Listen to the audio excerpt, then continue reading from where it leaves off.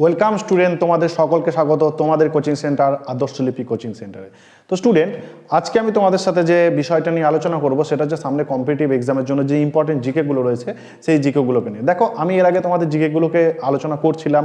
আমি প্রথম তোমাদের সাথে ইউটিউব চ্যানেল খুলে তোমাদের সাথে জিকে আলোচনা করছি, তাই কিছু ভুল ভ্রান্তি রয়ে গেছে। যেমন যে রেকর্ডিংয়ের বিষয়টা রয়েছে, অর্থাৎ যে প্রশ্নগুলো স্ক্রিনে রিপ্রেজেন্ট করার বিষয়টা রয়েছে, প্রথমে হাতে শুরু করেছিলাম, তারপরে কম্পিউটারের মাধ্যমে বা ইন ডিটেলস তোমাদের সাথে যেভাবে প্রশ্নগুলো আমি শেয়ার করছিলাম, একটু ভুল ত্রুটি থেকেই থাকে। তো আজকের কথা বলার বিষয়টা হচ্ছে যে আমাকে একজন কমেন্ট করেছিল বা আমাকে একজন ফোন করেছিল, হ্যাঁ, পার্সোনাল নাম্বারে, যে স্যার স্ক্রিনের জিকেগুলো একটু ছোট সাইজের হয়ে যাচ্ছে, আমাদের পড়তে একটু অসুবিধা হচ্ছে। তাই আমি এটাকে সংশোধন করার চেষ্টা করেছি এবং সে আমাকে বললো যে স্যার, যদি একটু ডিটেলস প্রতিটা প্রশ্নের পিছু একটু ডিটেলস অ্যানালাইসিস করা হয় তাহলে আমাদের সুবিধা হবে।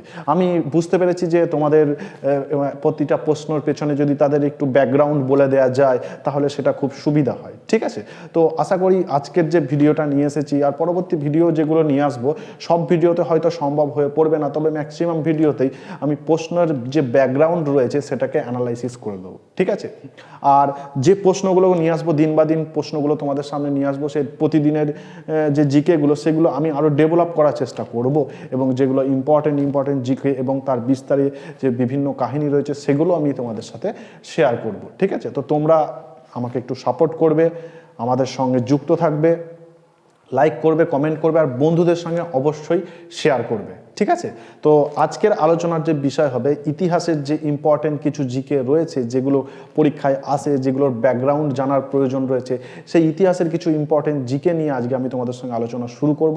এবং আলোচনার বিষয়ে তোমাদের কেমন লাগলো অবশ্যই কমেন্ট করে কিন্তু জানাবে। ঠিক আছে, তোমাদের একটা কমেন্ট, বা সেটা ভালোই হোক বা খারাপ হোক, খারাপ হলে আমাদেরকে আরও বেটার করতে সাহায্য করবে এবং ভালো কমেন্ট করলে আমরা আরও আগ্রহী হয়ে পড়ব তোমাদের সামনে আরও ভালো ভালো ভিডিও নিয়ে আসার জন্য। তো স্টুডেন্ট, তোমাদের কাছে একটাই রিকোয়েস্ট রইল, কমেন্ট করবে, মন্তব্য জানাবে। আমরা তোমাদের জন্যই ভিডিওগুলো তৈরি করছি। তোমাদেরকে আরও ভালো পরিষেবা যদি আমি দিতে পারি ইউটিউবের মাধ্যমে, তাহলে এর থেকে বড় প্রাপ্তি আমার কাছে আর কিছুই হতে পারে না। আর আমাদের এই একাডেমির ছাত্রছাত্রীরা যারা এবার লেডি কনস্টেবলের পরীক্ষা পাস করেছো এবং কেপির মেন ইন্টারভিউ যারা দিয়ে এসছো, তাদেরকে বলে রাখি তাদের জন্য অগ্রিম অনেক শুভেচ্ছা রইল।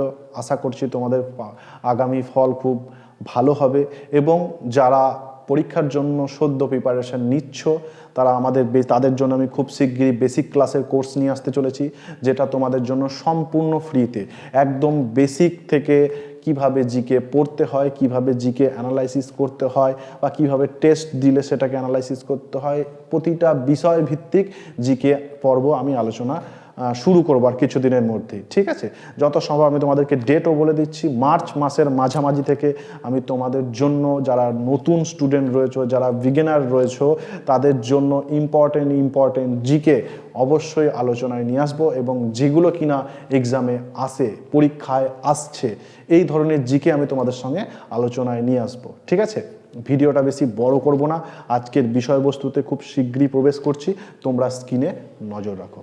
ওয়েলকাম স্টুডেন্ট, তোমাদের সকলকে স্বাগত তোমাদের কোচিং সেন্টারে। তো স্টুডেন্ট, আমি তোমাদের সাথে এর আগেও বলেছিলাম তোমাদেরকে যে আমি তোমাদের জন্য জিকে ক্লাস নিয়ে আসবো এবং যে জিকে ক্লাসগুলো হবে এগুলো একটু ডিটেলসের ক্লাস হবে। হ্যাঁ, একটু সময় সাপেক্ষ, তোমরা স্ক্রিনে নজর রাখবে। আজকের প্রথম ক্লাস তোমাদের সাথে শুরু হচ্ছে। ইতিহাসের পর্ব থেকে আজকে তোমাদের ক্লাস নিয়ে এসেছি এবং যে ক্লাসগুলো বা যে প্রশ্নগুলোকে সিলেক্ট করেছি এগুলো কিন্তু খুব গুরুত্বপূর্ণ। ঠিক আছে, তোমরা পড়ে দেখবে, আর যদি তোমাদের অভিজ্ঞতা থাকে তাহলে তোমরা তো বুঝতেই পারবে। তো চলো সরাসরি প্রশ্নের মধ্যে প্রবেশ করছি। প্রথম প্রশ্ন আজকে দেখো, কোন গভর্নর জেনারেলের শাসনকালে ভারতীয় সিভিল সার্ভিস প্রবর্তিত হয়? এই যে সিভিল সার্ভিস এক্সাম, এই এক্সামটা বর্তমানে কি, বর্তমানে এই যে আইএএস, ঠিক আছে, আইপিএস, এই যে সার্ভিসগুলো রয়েছে, ইন্ডিয়ান অ্যাডমিনিস্ট্রেটিভ সার্ভিস সব থেকে বড়, এই সার্ভিসটার প্রচলন কিন্তু ব্রিটিশ সাম্রাজ্যকালে হয়েছিল। আর কাদের সময় হয়েছিল, কার সময় হয়েছিল? তার নাম হচ্ছে কর্নওয়ালিস, লর্ড কর্নওয়ালিস। ঠিক আছে, লর্ড কর্নওয়ালিসের সময় কিন্তু ভারতে যে সিভিল সার্ভিস ছিল সেটার প্রবর্তন ঘটেছিল, মনে রাখবে। হ্যাঁ, আরো কয়েকটা তথ্য দেখে নাও। বলছে গভর্নর জেনারেল কর্নওয়ালিসের শাসনকালে ভারতীয় সিভিল সার্ভিস প্রবর্তিত হয়, এটা তো তোমাকে প্রথমেই বলে দিয়েছি। আর কি বলছে, 1786 সালে কর্নওয়ালিস গভর্নর জেনারেল পদে দায়িত্ব গ্রহণ করেন। তাহলে প্রশ্ন আসে, জানো তো, এই যে এই ডেটটা উল্লেখ আছে, এটা কেন উল্লেখ করা হয়েছে? যে এই সময় যদি কোনো ঘটনাবলী তোমাকে তুলে দেয়, দিয়ে বলে কোন গভর্নর জেনারেলের সময় হয়েছিল, তখন কিন্তু তোমাকে বুঝতে হবে এটা কর্নওয়ালিস ছিল এই সময় গভর্নর জেনারেল। তো এইভাবে কিন্তু পড়ে রাখবে যে যে গভর্নর জেনারেলের পদগুলো রয়েছে সেগুলো কত সাল থেকে কত সালে রয়েছে, সেই সময় কি কি ঘটনা ঘটেছে, এই সমস্তটা পড়ে রাখবে। এগুলো কিন্তু এক্সামে দেয়। কাকে ভারতের সিভিল সার্ভিসের জনক বলা হয়? এই প্রশ্নটা দেয়, দেখো এই প্রশ্নটা এখানে দেয়া আছে। বলছে তাকে সিভিল সার্ভিসের জনক বলা হয়। তাকে বলতে কাকে? কর্নওয়ালিসকে, কারণ কর্নওয়ালিস সম্পর্কে এখন বলা হচ্ছে। ঠিক আছে, তাহলে এই একটা প্রশ্ন তোমরা পেয়ে গেলে। আর একটা প্রশ্ন আছে এখানে, বলছে ভারতীয়দের মধ্যে উল্লেখিত পরীক্ষায় সর্বপ্রথম সর্বপ্রথম উত্তীর্ণ হন, পরীক্ষায় উত্তীর্ণ হন, কে উত্তীর্ণ হন, পাস করেন কে? দেবেন্দ্রনাথ ঠাকুরের পুত্র সত্যেন্দ্রনাথ ঠাকুর। তাহলে সত্যেন্দ্রনাথ ঠাকুর ছিলেন প্রথম ভারতীয় যিনি আইসিএস পরীক্ষায় উত্তীর্ণ হন। ঠিক আছে, মনে রাখবে স্টুডেন্ট। তো চলো পরবর্তী আমরা প্রশ্ন দেখি। বলছে সিপাহী বিদ্রোহের সময় ভারতের বড়লাট কে ছিলেন? বড়লাট বলতে অ্যাকচুয়ালি গভর্নর জেনারেলকে বোঝাচ্ছে এখানে। হ্যাঁ, সিপাহী বিদ্রোহের সময় কে ছিল বলো? তোমরা সবাই জানো সিপাহী বিদ্রোহের সময় কার সময় হয়েছিল? 1857 সালে সিপাহী বিদ্রোহ হয়েছিল। আর 1857 সময় কে ছিল গভর্নর জেনারেল? লর্ড ক্যানিং। মনে রাখ, লর্ড ক্যানিং কি ছিল? গভর্নর জেনারেল ছিল। সিপাহী বিদ্রোহ মনে রাখবে। ঠিক আছে, উইলিয়াম বেন্টিং এর সময় কি হয়েছিল? উইলিয়াম বেন্টিং এর সময় অনেক কিছু হয়েছিল, যেমন সতীদাহ প্রথা আইন করে রদ করা হয়েছিল। কার সহযোগিতায়? রামমোহনের সহযোগিতায়। ডালহৌসির বিষয়, রেলপথ চালু। কর্নওয়ালিসের বিষয় তো একটু আগেই বলে দিলাম। ঠিক আছে, এইভাবে পড়বে স্টুডেন্ট, যাতে তোমাদের সব প্রশ্নের মানে যে অপশন গুলো রয়েছে সেগুলোর উত্তর জানে তোমাদের জানা আছে। পরবর্তী দেখো এর সম্পর্কে কিছু দেখো। 1857 মহাবিদ্রোহের সময় ভারতের গভর্নর জেনারেল ছিল লর্ড ক্যানিং, এটা তো বলেই দিয়েছি। 1856 সালে লর্ড ডালহৌসির স্থানে গভর্নর জেনারেলের আসনে বসেন ক্যানিং। এইটা মনে রাখবে যে 1856 পর্যন্ত কে ছিল?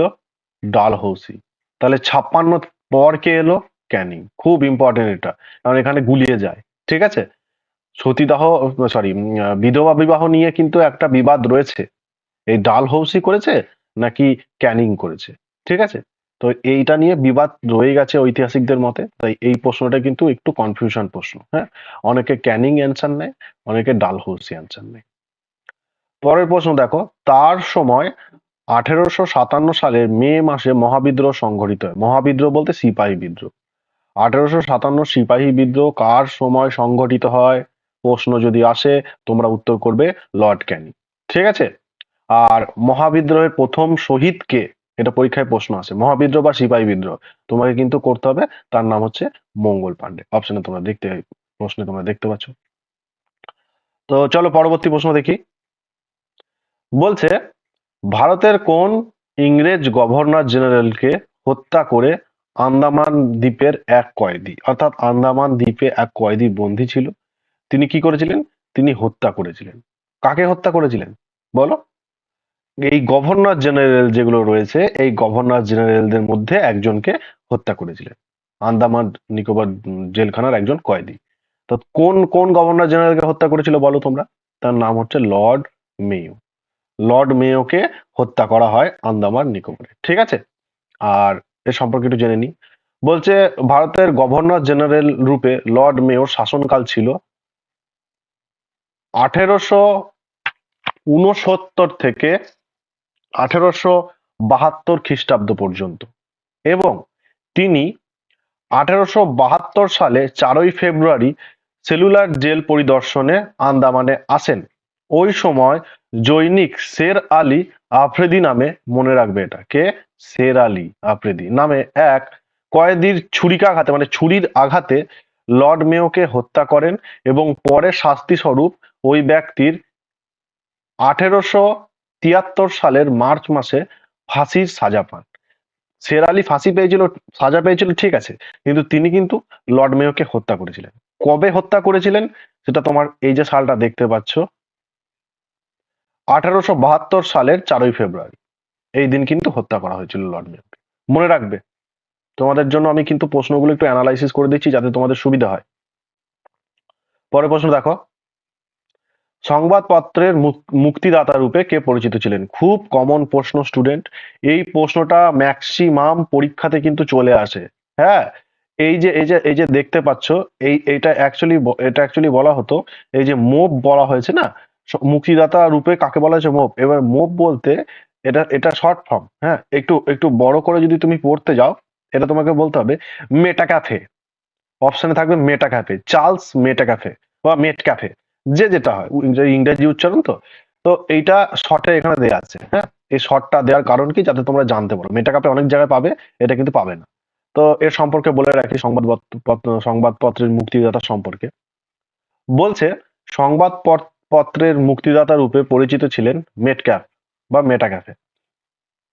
এই বিষয়টি পূর্ব প্রেক্ষাপট রূপে যে ঘটনা ঘটেছিল তা হলো 1823 খ্রিস্টাব্দের ভারতবর্ষের কার্যকরী গভর্নর জেনারেল জন অ্যাডামস প্রচলিত এই অ্যাক্টটা।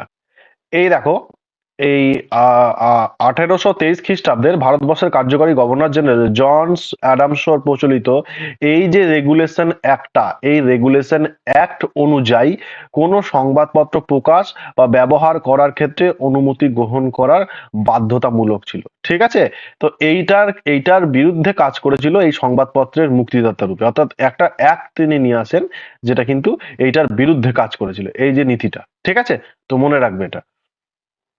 তো চলো পরবর্তী প্রশ্ন দেখি। বলছে 1835 সালে মেটকাপ নতুন সংবাদপত্র আইন প্রবর্তন করে। আগেই বলে দিয়েছিলাম যে সংবাদপত্র আইন প্রবর্তিত ছিল, সেটার বিরুদ্ধে এটা কাজ করেছে। ঠিক আছে? এবং তিনি লর্ড বেন্টিং এর সহযোগী ছিলেন।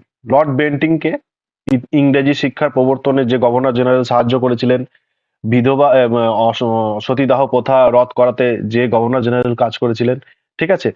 মেকলে, একজন তুমি জানো পাশ্চাত্যবাদী, এই মেকলে ছিল এই লর্ড বেন্টিং এর মানে শিক্ষা সচিব বা আইন সচিব, যেটাই বললো তোমরা।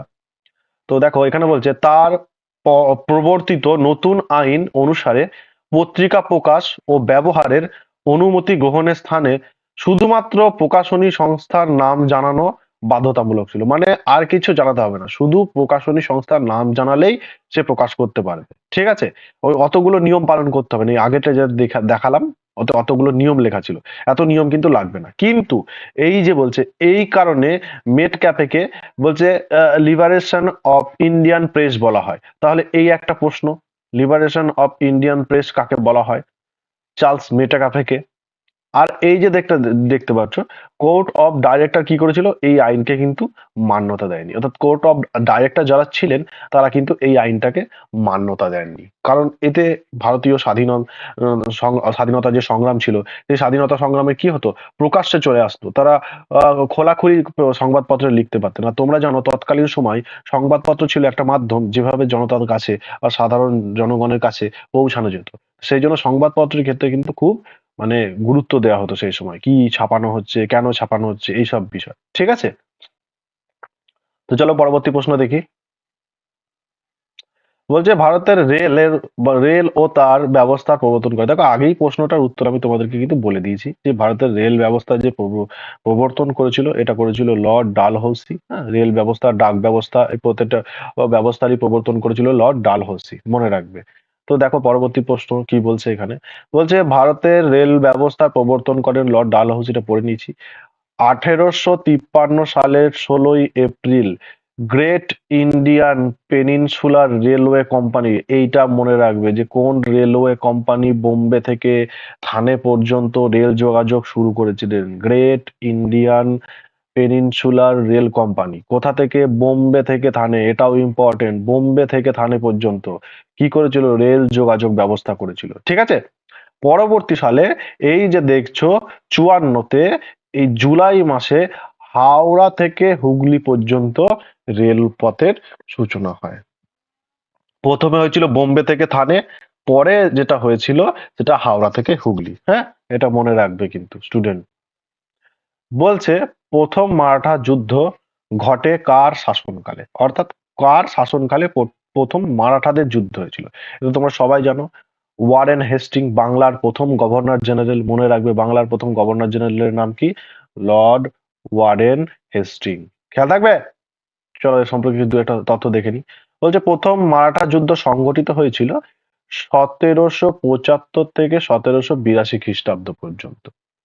পেশোয়া রঘুনাথ রাও সুরাটের সন্ধি স্বাক্ষরের মধ্যে সলসেট এবং বেসিন দুর্গ ব্রিটিশকে সমর্পণ করেন। কে করেছিলেন? পেশোয়া রঘুনাথ, মনে রাখবে। কোন সন্ধির মাধ্যমে? সুরাটের সন্ধির মাধ্যমে। তাহলে সুরাটের সন্ধি কবেই হয়েছিল? 1775 খ্রিস্টাব্দের মার্চ মাসে সুরাটের সন্ধি হয়, মনে রাখবে কিন্তু, এটা খুব ইম্পর্টেন্ট প্রশ্ন। ঠিক আছে, সন্ধির চুক্তি বিষয় কি সে তো নিচে পড়িয়ে দিলাম। বলছে চুক্তির শর্ত ছিল বিনিময়ে তিনি পুনা পুনরুদ্ধার করবেন, অর্থাৎ পুনে যে জায়গাটা, সেই জায়গাটাকে তিনি নিজের কবজাতে নিয়ে নিয়েছিলেন। ঠিক আছে, এই চুক্তিটি মারাঠাদের আত্মমর্যাদায় আঘাত আনে। হেরে গিয়েছিল, হেরে যাওয়ার পরে কি করেছিল? সলসেট বেসিন ইংরেজদেরকে দিতে বাধ্য হয়েছিল। তো হেরে যাওয়াতে তো একটা আত্মমর্যাদায় আঘাত লাগবেই, এখানে সে কথাই কিন্তু বলা হয়েছে। বদলে শুধুমাত্র তিনি পুনা পুনরুদ্ধার করেছিলেন। ঠিক আছে, বলছে ব্রিটিশ ইস্ট ইন্ডিয়া কোম্পানির সঙ্গে তাদের প্রথম ইঙ্গো মারাঠা যুদ্ধের সূচনা হয়েছিল। ঠিক আছে, কাদের সাথে? ইংরেজ আর মারাঠারা। ব্রিটিশদের পক্ষে ছিলেন ওয়ারেন হেস্টিং, আর মারাঠাদের পক্ষে ছিলেন এই যে নানা ফড়নবিস, মাধবরাও প্রমুখ। মারাঠাদের, মনে রাখবে কিন্তু। তাহলে প্রথম ইঙ্গো মহীশূর যুদ্ধে কিন্তু এদের সাথে হয়েছিল। আর একটা কথা, 1776 সালে পুরন্দরের সন্ধি স্বাক্ষরিত হয়। এটা ইম্পর্টেন্ট, সন্ধিগুলো সব পড়ে নেবে। পুরন্দরের সন্ধি কবে স্বাক্ষরিত হয়? 1776 সালে। দ্বারা পূর্বের সুরাট সন্ধি বাতিল করা হয়। এই যে সুরাট সন্ধির আগেই তোমাদের দেখালাম, তো এই সুরাট সন্ধি কিন্তু বাতিল করা হয়েছিল কিসের জন্য? এই এই এই পুরন্দরের সন্ধির মাধ্যমে। পুরন্দরের সন্ধি কবে হয়েছিল? এই সালটা। পরে কি বলছে? বলছে 1782-তে 17ই মে মারাঠা ও ব্রিটিশদের মধ্যে সলবাইয়ের সন্ধি স্বাক্ষরিত হয়। খুব ইম্পর্টেন্ট, সলবাইয়ের সন্ধি ব্রিটিশ আর মারাঠাদের মধ্যে হয়েছিল। কত সালে হয়েছিল? 1782 সালের 17ই মে। ঠিক আছে, প্রথম ইঙ্গো মারাঠা যুদ্ধের সমাপ্তি ঘটে। তাহলে তোমাকে প্রথম যদি প্রশ্ন দেয় যে প্রথম ইঙ্গো মারাঠা যুদ্ধের সমাপ্তি ঘটে কোন সন্ধির মাধ্যমে, তোমরা বলবে সলবাইয়ের সন্ধির মাধ্যমে। ঠিক আছে, সালটা এত সাল। তো পরবর্তী প্রশ্ন দেখো, সূর্যাস্ত আইন কে প্রবর্তন করেন? স্টুডেন্ট, এটা একটা গুরুত্বপূর্ণ প্রশ্ন। সূর্যাস্ত আইন সম্পর্কে বলে রাখি, সূর্যাস্ত আইন প্রবর্তন করেছিল ওয়ারেন হেস্টিং। না না, কে করেছিল? Cornwallis, sorry Cornwallis option, Warren না, কর্নওয়ালিস। কর্নওয়ালিস করেছিল সূর্যাস্ত আইন। এর সম্পর্কে তোমাকে বলে রাখি কিছু। দেখো, সূর্যাস্ত আইন বলছে বলছে ভারতের গভর্নর জেনারেল লর্ড কর্নওয়ালিস সময়কাল ছিল, এটা আগেই তোমাদেরকে বলে দিয়েছি, সাল এই সময়টা ছিল, মনে দেখে নেবে। বলছে তিনি যে বিধি সংস্কার করেছিলেন তার মধ্যে উল্লেখযোগ্য ছিল ভূমি রাজস্ব সংস্কার, যেটাকে বলা হয় চিরস্থায়ী বন্দোবস্ত। হ্যাঁ, এই চিরস্থায়ী বন্দোবস্ত প্রবর্তন করেছিলেন লর্ড কর্নওয়ালিস। এবং আরেকটা বলছে এর মাধ্যমে বলা হয় জমির অধিকার জমিদার বা ভূস্বামীদের হাতে থাকলেও জমির চরম অধিকার থাকবে কার্যত ইস্ট ইন্ডিয়া কোম্পানির কাছে। মানে তুমি জমির মালিক হলেও তোমার কাছে সম্পূর্ণ ক্ষমতা কিন্তু থাকবে না, সম্পূর্ণ ক্ষমতা থাকবে ইস্ট ইন্ডিয়া কোম্পানির কাছে। এটাই হচ্ছে চিরস্থায়ী বন্দোবস্ত। ঠিক আছে, এবার পরবর্তী প্রশ্ন দেখো। বলছে এছাড়াও জমিদাররা বছরের একটি নির্দিষ্ট সময়ে মধ্যে তাদের প্রাপ্ত রাজস্ব ইস্ট ইন্ডিয়া কোম্পানির কাছে জমা করতে দায়বদ্ধ ছিল। নির্দিষ্ট সময়ের মধ্যে তা জমা করতে না পারলে উক্ত দিনে, মানে নির্দিষ্ট দিনটাতে, সূর্য অস্ত যাওয়ার পর জমিদারের সম্পত্তি বিক্রি করে রাজস্ব আদায়ের অধিকার কোম্পানির ছিল। এটি সূর্যাস্ত আইন নামে পরিচিত। অর্থাৎ একটা নির্দিষ্ট দিনের মধ্যে যদি জমিদার খাজনা না দেয়, সেই জমিদারের যা সম্পত্তি আছে তা বিক্রি করে কোম্পানি খাজনা আদায় করবে। ঠিক আছে, তাহলে দেখো জমিদাররাও কিন্তু বাধ্য ছিল যে খাজনা আদায় করতে, নাহলে তাদের জমিদারি থাকবে না। বুঝতে পারছো কতটা কঠিন পরিস্থিতি ছিল কর্নওয়ালিসের সময়? তো দেখো পরবর্তী প্রশ্ন। বলছে ব্রিটিশদের বিরুদ্ধে উলগুলান উপজাতির বিদ্রোহ সংগঠিত হয়েছিল। ঠিক আছে, এবার যার দ্বারা, কে করেছিল সেটা? দেখো, এটা অনেকেই জানো যে এর সঠিক যে অ্যান্সার সেটা হচ্ছে বিরসা মুন্ডা। উলগুলানদের নেতা ছিল কে? বিরসা মুন্ডা। ঠিক আছে, মুন্ডা বিদ্রোহের নেতা, মনে রাখবে এটা। পরবর্তী প্রশ্ন দেখো, বলছে তিতুমির কে ছিলেন? তিতুমির কে ছিলেন তোমরা বলো? তিতুমিরের নাম কিন্তু ওয়াহাবি আন্দোলনের সঙ্গে যুক্ত, অর্থাৎ ওয়াহাবি আন্দোলনের নেতা ছিলেন তিতুমির। ঠিক আছে, তো পরবর্তী প্রশ্ন দেখো। বলছে তিতুমির ছিলেন বাংলার বুকে সংগঠিত ওয়াহাবি আন্দোলন। দেখো বাংলার বুকে যে আন্দোলনটা হয়েছিল ওয়াহাবি, সেটা নেতা ছিল তিতুমির। হ্যাঁ, তার পুরো নাম ছিল মীর নিসার আলী। এটা পরীক্ষায় খুব দেয় যে তিতুমিরের আসল নাম কি, এক্সামে প্রচুর দেয়, তো এটা ভালো করে পড়ে রাখবে। পরবর্তী প্রশ্ন দেখো, ওয়াহাবি আন্দোলনের সূচনা হয় অষ্টাদশ শতকের দ্বিতীয় পর্বে। অষ্টাদশ শতকের কোন পর্বে? দ্বিতীয় পর্বে। ইসলাম ধর্মের শোধন করেন এবং সনাতনী সংস্কার ফিরিয়ে আনতে এই আন্দোলন করা হয়, অর্থাৎ ইসলাম ধর্মটাকে সংশোধিত করার জন্য। ঠিক আছে। পরবর্তী সময় সৈয়দ আহমেদের নেতৃত্বে ভারতের এই আন্দোলনের বিস্তার হয়। বিস্তার লাভ করেছিল কার মাধ্যমে? সৈয়দ আহমেদের মাধ্যমে। তিতুমিরের পরিচালিত আন্দোলনের নাম ছিল শরিয়ত ই মোহাম্মদী। তাহলে যদি বলা হয় শরিয়ত ই মোহাম্মদী আন্দোলনের সঙ্গে কে যুক্ত ছিলেন? মীর নিসার আলী অথবা তিতুমির। বারবার বলছি ওয়াহাবি আন্দোলনটা ঘুরিয়ে এই আন্দোলনটা কিন্তু দিয়ে দেবে, তো এই ভালো করে পড়ে যাবে। পরের প্রশ্নটা একটু জেনে রাখো, বলছে তিতুমিরের নেতৃত্বে এই আন্দোলনে কৃষক সম্প্রদায় মানে আন্দোলনে পরিণত হয়েছিল, কৃষক আন্দোলনে। অর্থাৎ এটা পরে মানে সংস্কার, কি সংস্কার? ধর্মের সংস্কারের নামে চালু হলেও পরবর্তী সময় কিন্তু কৃষকরাও এখানে অংশগ্রহণ করেছিল। তাই কি হয়েছিল? এটা কৃষক আন্দোলন কিন্তু পরিণত হয়ে গেছিল। ঠিক আছে। পরবর্তী প্রশ্ন দেখো, মহারানীর ঘোষণাপত্র তারিখটা কি ছিল? মহারানীর যে ঘোষণাপত্র ছিল, মহারানীর ঘোষণাপত্রের তারিখটা জানছে। দেখো মহারানীর ঘোষণাপত্রের তারিখ ছিল 1 তারিখ, 1ই নভেম্বর 1858। এই 1800, হ্যাঁ ঠিক আছে, 58।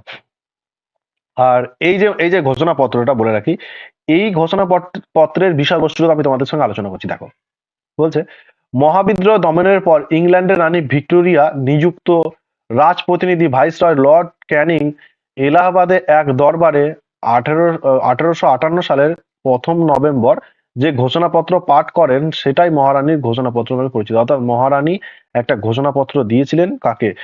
লর্ড ক্যানিংকে। তিনি সেটা পাঠ করেছিলেন এত সালে। এই এই ঘোষণাপত্রকে ভারতের ম্যাগনা কাটা বলা হয়। কি বলা হয়? ভারতের ম্যাগনা কাটা। ঠিক আছে। আর এই মহারানী ভিক্টোরিয়াই কিন্তু পরবর্তী সময় ভারত সাম্রাজ্ঞী হন, মনে রাখবে। তো ঠিক ঠিক আছে। আর এই যে ভাইসরয় পদটা, এটা কিন্তু হয় 1858 সালে। তার আগে পর্যন্ত গভর্নর জেনারেল ছিল। লর্ড ক্যানিং ছিল ভারতের প্রথম ভাইসরয়। ঠিক আছে স্টুডেন্ট, এই 10টা প্রশ্ন ছিল তোমাদের জন্য ইম্পর্টেন্ট। পরবর্তী ভিডিওতে আমি বাকি আরো 10খানা ইম্পর্টেন্ট প্রশ্ন তোমাদের সঙ্গে শেয়ার করব।